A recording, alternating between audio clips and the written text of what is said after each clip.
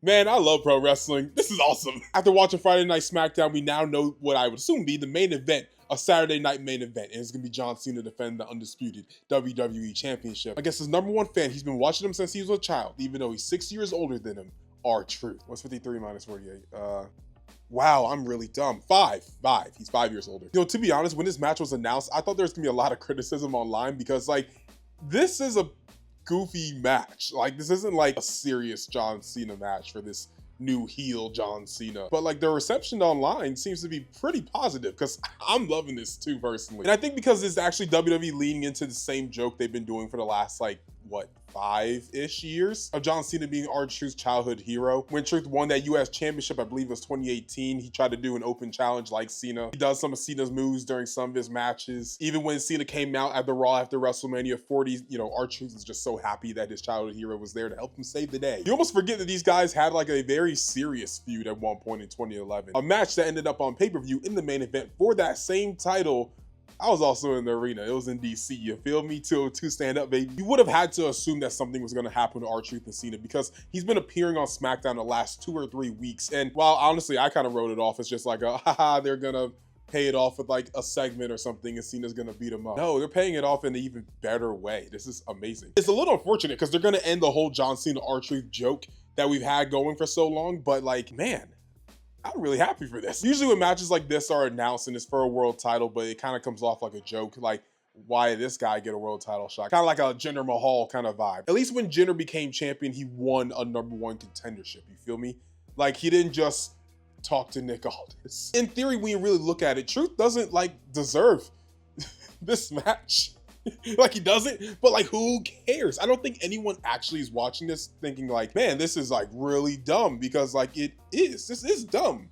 This is super dumb. Dumb is kind of funny sometimes, and this is the perfect kind of dumb. Let's talk about the history a little bit for people that don't realize it. Probably been a whole new generation of wrestling fans that have come in the last like 5 or 6 years, especially WWE go on Netflix and all this kind of stuff. Back in the 2000s, like 2006, 5, 7, that range of time, R-Truth was in TNA, John Cena was in WWE. Apparently they were going back and forth on social media. I can't find it. Let's assume it's on MySpace because who's going on that? Talking about who's the best rapper that's also a wrestler. Now, it's kind of hard to argue. John Cena's album was fire, went platinum, brother, but R-Truth got bars and he's hilarious. He also has his picture with Tupac, so I feel like that makes him the winner overall. But these two had ran into each other in the airport. Conan put out rumors that there's a lot of pushing between the two and just a lot of crap talk.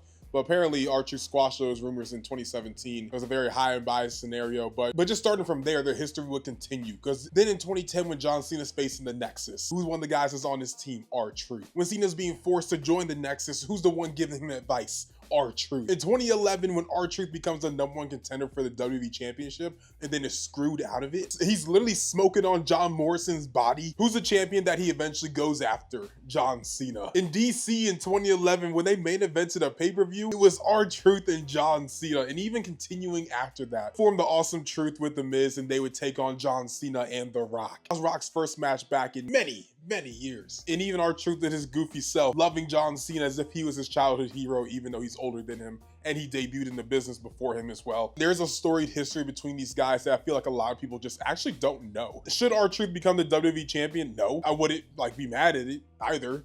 But no, he shouldn't. But R-Truth is so universally loved. I think this is the first time in like WWE history in the last few years where you have such a pure babyface that not just in person people like, but online. Everyone likes Cody in the arena. Everyone likes Jay in the arena. But Twitter, there's a good section of them that hate him. But I feel like hating R-Truth in big 2025 is a moral sin, honestly. You really can't. Like if you hate R-Truth, you're the problem. I'm sure when this farewell tour started, we all want to see Cena face younger guys and really help put those guys over for next generation of superstars to come, like a Braun Breaker, a Carmelo Hayes. Personally, Jacob Fatu would be amazing. But now he's a heel Cena, so a lot of those guys we wanted to see him face, it doesn't make sense anymore. Now, we're not at the end of the year, so it all can definitely happen, but as of right now, none of those matches really make sense with Damian Priest or LA Knight. Those matches don't make a lot of sense. Farewell tour so far has been Cena facing people he has history with, or someone that, you know, obviously is the next generation of who he is, Cody Rhodes. And while people don't necessarily realize all the history he has with R-Truth, it is still history. And it's history that is going to be a fun match at Saturday Night Main Event. Will it be a great in-ring match? Probably not. I mean, these are two dudes that are essentially in their 50s, but the storytelling is going to be amazing. It will be the funniest WWE Championship match we have ever seen. That's a bold take. But guys, let me know in the comments down below, what do you think about R-Truth versus John Cena and their history together? Because there is actually history with these two. Let me know in the comments down below. My name's Malcolm, and we're out. We going up like 1,000. I'm a flex just like a muscle man Malcolm. We going up like 1,000. I'm a flex just like a muscle man Malcolm. When it just like 1, 2, 3. If you like the channel, this will squeeze. If you like the channel, this will squeeze. If you like the channel, this will squeeze.